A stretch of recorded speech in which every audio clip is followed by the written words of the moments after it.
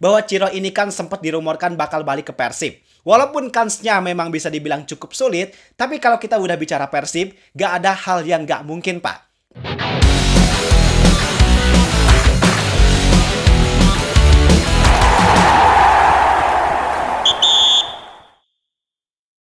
Indonesia bakal ketambahan satu pemain naturalisasi. Yang pemain ini bisa dibilang cukup berkualitas karena kualitasnya memang udah terbukti oleh kita semua. Prestasinya pernah main di Piala Dunia U20 bareng timnas Brazil yang bahkan di event tersebut juga dia bisa cetak gol, dan prestasi terbarunya adalah pernah juara back-to-back Champions Liga Indonesia. Pasti kalian juga udah tahu siapa lagi kalau bukan Ciro Alves.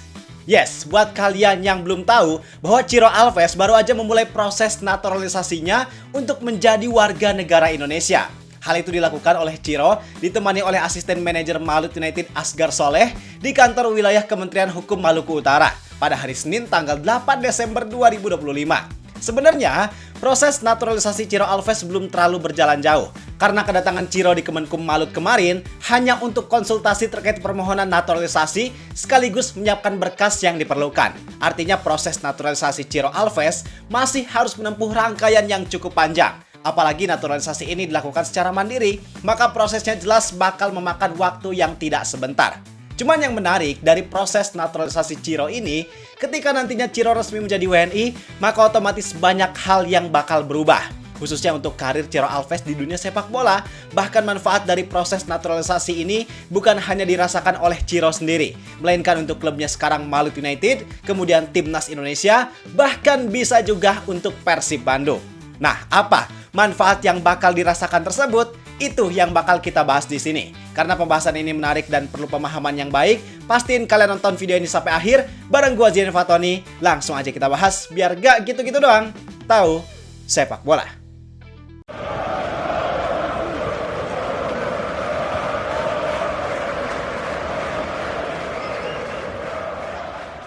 Yang pertama yang harus kita pahami adalah tentang tujuan dari naturalisasi yang dilakukan oleh Ciro Alves itu untuk apa. Karena ini penting, Pak, buat kita bisa memahami dan punya gambaran kira-kira kedepannya bakal seperti apa. Nah, Ciro sendiri ketika berkunjung di Kemenkum Malut itu sempat ditanya tentang alasan kenapa dia pengen menjadi WNI. Terus dia bilang gini, "Saya bermain di sini dan telah jatuh cinta kepada negara Indonesia." Itu kata Ciro Alves. Dan jauh sebelum itu juga, istri dari Ciro Alves pernah bilang kalau alasan mereka menjadi WNI karena memang mereka cinta sama Indonesia. Karena mereka ingin hidup di sini, mereka punya rumah di Bandung, mereka juga pengen punya bisnis di sini. Artinya hampir 100% kehidupan mereka memang akan dijalani di Indonesia.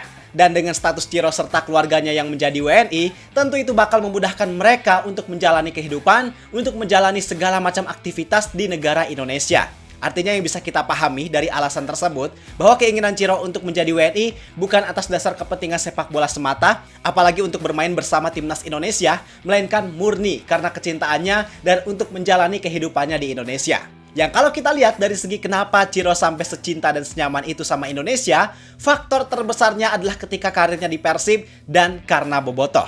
Bisa dibilang di situ Ciro udah mendapatkan segalanya, seolah dia itu benar-benar lengkap banget sebagai pemain sepak bola. Dia bisa dapat prestasi, dapat cinta dan dukungan yang sebesar dan semasif itu dari para bobotoh. Maka itu udah jadi faktor yang sangat masuk akal buat bikin Ciro Alves bisa jatuh cinta dan betah di Indonesia. Nah, sekarang kita bahas manfaat serta kemungkinan yang bakal terjadi jika nantinya Ciro sah menjadi WNI. Baik itu untuk Malut United, Timnas Indonesia, dan terakhir nanti kita bakal bahas juga untuk Persib Bandung. Sekarang yang pertama dulu, kita bahas untuk Malut United. Sebenarnya Malut United jelas bakal jadi pihak yang paling diuntungkan untuk saat ini. Walaupun pertemuan Ciro dan Malut baru terjadi sebentar, istilahnya belum banyak hal yang diberikan oleh Malut kepada Ciro. Tapi karena sekarang statusnya Ciro jadi pemain andalan di Malut, kemudian dia juga masih punya kontrak sampai bulan Juni 2027, maka momennya memang pas banget untuk Malut United mendapatkan manfaat dari status Ciro yang jadi WNI. Apalagi sekarang proses naturalisasi ini dibantu oleh pihak Malut United. Walaupun sempat ada rumor terkait Ciro Alves yang bakal balik ke Persib, sosial media Persib pun sempat ngasih kode. Tapi kalau dipikir-pikir lagi, dengan situasi yang sekarang memang agak kurang ideal dan kurang etis jika Ciro dalam waktu dekat langsung pindah ke Persib Bandung. Karena bayangin, Pak, sekarang nih Ciro masih punya kontrak panjang, udah dibantu proses naturalisasi, tiba-tiba Ciro malah langsung pindah ke klub lain. Kan gak enak ya. Minimal Ciro juga harus ngasih manfaat dulu buat Malut United setidaknya minimal sampai musim ini selesai atau lebih etisnya lagi sampai habis kontrak. Baru setelah itu, Ciro bebas buat menentukan pilihannya lagi. Dan dengan situasi Ciro yang sekarang jadi andalan, kontribusi gol dan asisnya jadi salah satu yang tertinggi di Malut, maka tentu Malut United juga gak akan semudah itu untuk melepas Ciro Alves. Pasti semaksimal mungkin mereka bakal mempertahankan pemain andalannya ini. Kemudian untuk timnas Indonesia, kalau untuk manfaat jelas ada, karena jika Ciro udah menjadi WNI, maka itu tinggal pelatih timnas Indonesia nantinya yang menentukan apakah butuh atau enggak ke Ciro Alves ini. Karena jika udah dipanggil, tentunya Ciro juga memang harus selalu siap untuk membela atau memenuhi Garuda Calling tersebut. Dan kalau kita bicara peluang, sebenarnya peluang pasti ada, cuman nggak terlalu besar. Kenapa? Pertama, karena sekarang timnas Indonesia belum punya pelatih, maka kita juga belum tahu karakteristik atau keinginan pelatih baru timnas Indonesia nanti itu seperti apa. Terus kedua, usianya udah tua. Walaupun banyak yang bilang lumayan nih Ciro bisa dipakai buat AFF atau buat FIFA Matchday biasa. Memang bisa dan gak ada salahnya. Cuman, kalau kita bicara manfaat yang diberikan Ciro itu pasti bakalan terbatas banget. Karena dengan usianya yang sekarang udah tua, otomatis Ciro mungkin hanya terlibat di beberapa event doang, efek yang diberikan hanya dalam jangka pendek aja. Bahkan kalau kita bicara event yang levelnya mudah kayak Piala AFF atau FIFA Matchday biasa, justru lebih worth it jika timnas Indonesia memanggil nama lain yang lebih potensial dan bisa punya dampak jangka panjang. Karena pertandingan tersebut justru bisa jadi bagian untuk si pemain tersebut berproses dan berkembang. Bisa juga jadi ajang buat seleksi supaya di event yang lebih serius, misalnya di Piala Asia 2027 atau di kualifikasi Piala Dunia 2030, timnas Indonesia bisa mendapatkan komposisi pemain yang sempurna. Karena sebelumnya udah dicoba dan diseleksi di Piala AFF dan FIFA Matchday tersebut. Nah, kalau menurut gua ya, daripada mengambil manfaat Ciro dari segi tenaganya secara langsung di lapangan, lebih baik Ciro ini dijadikan partner supaya dia bisa membimbing para pemain muda timnas Indonesia. Khususnya yang satu klub bareng Ciro, supaya dia bisa banyak transfer knowledge. Yang hal itu justru manfaatnya bisa berdampak jangka panjang dan berpotensi bisa lebih besar jika memang dieksekusi dengan baik dan benar. Itu untuk timnas Indonesia. Dan sekarang kita beralih pembahasan yaitu manfaat untuk Persib Bandung. Nah, ini spesial, Pak. Kenapa spesial? Ya karena sekarang kan Ciro nggak terikat kontrak apapun dengan Persib. Tapi berpotensi bisa ngasih dampak juga buat Persib. Apa manfaat yang bisa didapatkan? Jadi seperti yang gue bilang tadi pas bahas Malut United, bahwa Ciro ini kan sempat dirumorkan bakal balik ke Persib. Walaupun kansnya memang bisa dibilang cukup sulit, tapi kalau kita udah bicara Persib, nggak ada hal yang nggak mungkin, Pak. Masih ingat transfer Eliano Renders? Dia di klub sebelumnya PEC Zwolle padahal belum lama tanda tangan kontrak baru loh. Bahkan kontraknya juga masih panjang yaitu sampai tahun 2027. Tapi buktinya, Persib bisa menebus kontrak Eliano Renders dari klub sekelas Eredivisie dengan harga yang cukup tinggi dan di situasi yang bisa dibilang cukup mustahil. Artinya situasi semustahil Eliano aja bisa diwujudkan. Apalagi Ciro Alves yang cakupannya masih sesama klub dari Super League, maka itu juga sangat mungkin untuk diwujudkan jika memang Persib punya niat yang serius.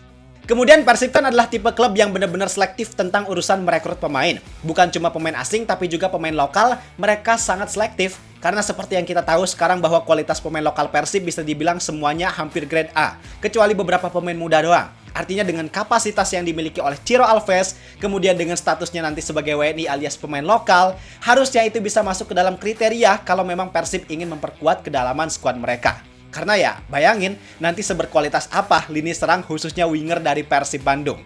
Tapi balik lagi, faktor usia.